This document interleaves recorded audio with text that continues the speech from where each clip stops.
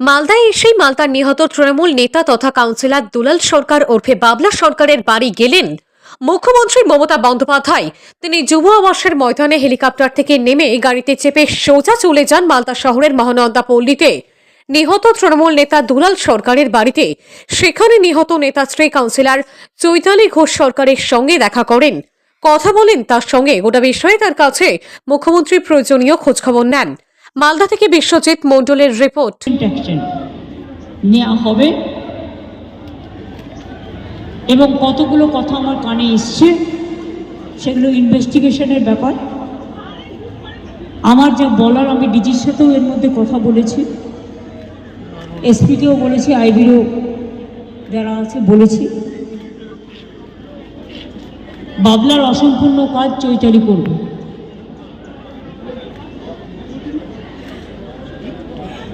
বাবলা আমার চিরকালের পরিচিত। আমি আগে সকালে ফিরে গেলে রাতে ফিরে আসতাম। মালদা এরকম অনেক ঘটনা আমি সাক্ষী। এবং ও আমাদের একজন নিরলস কর্মী ছিল এবং এলাকায় মানুষের কাছেও পপুলার ছিল। কিন্তু মালদার রাজনীতি আমি একটা বুঝি না। এমএলএ আমরা পাই না, এমপি আমরা পাই না, কিন্তু কাউন্সিলর ইলেকশনে, বিশেষ করে কর্পোরেশন ইলেকশনে কেউ কেউ জিতে যায়, কর্পোরেশনটা পায়। জানি অনেক রকম খেলা চলে। এই খেলা চললে এটা তো আলটিমেটলি মানুষের পক্ষে খারাপ হবে। আমার এটুকুই বলার ছিল। জনপ্রিয়তা বেড়ে যাচ্ছিল, সেটাই কি কাল হলো? যেটা জনপ্রিয়তা প্রথম থেকেই ছিল, কিন্তু মালদার রাজনীতিটা আমি ঠিক বুঝি না। তার কারণ হচ্ছে এমপি ইলেকশনও আপনারা দেখলেন, দুটো সিটেই আমরা হারলাম। একদম তাই। ইংলিশ বাজারে আপনি ভোটে দেখুন, আমরা এমএলএ ইলেকশনেও হেরেছি, কিন্তু কাউন্সিলর ইলেকশন দেখুন কর্পোরেশন জিতে যায়। আমি তো নিশ্চয়ই চাইবো আমাদের লোকেরা জিতুক, কিন্তু আমার সেটা কথা নয়। রহস্যটা কি? সেই রহস্যের পেছনে কি আরো বড় কেউ আছে? ষড়যন্ত্র? না, রহস্যটা আমায় ভেদ করতে হবে। দিদি দলকে কি গুরুত্ব দিচ্ছে না জেলা নেতৃত্ব?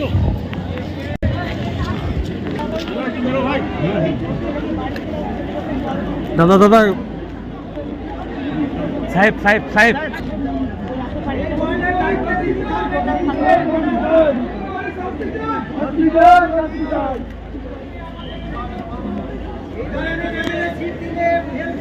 আর কিছু বলবে না। জিজ্ঞেস করলে ওনাকে বললাম, আমার এমনি প্রেসের সামনে কিছু বলার মতো নেই। একেবারে উনি আমার সাথে ব্যক্তিগতভাবে কথা বললেন। অনেক কথা আপনার কানে আসছে, অনেক তথ্য আসছে, দিদিকে বলবেন কথা বলেছেন নিশ্চয়ই। আমার যা বলার বলেছি, শুনেছি,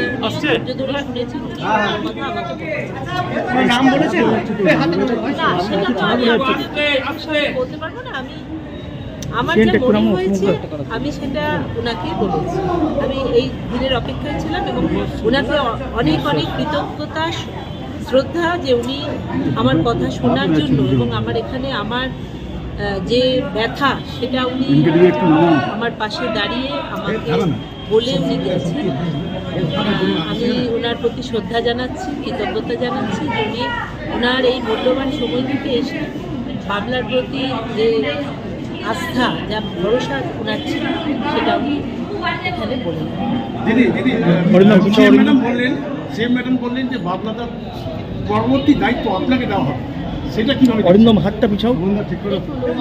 ওনার কথা বলেছে, আগামী দিনে সেটা আরও বোঝা যাবে। আমি নিজেও এখনো আমি বলছি, আমার সাথে যে ঘটনাটা ঘটেছে, আমার আপনারা সকলেই জানেন দুলালবাবুর যে নির্মমভাবে হত্যা করেছে, সেটা এখনও আমার কাছে ঠিকভাবে বোঝা হয়ে ওঠেনি।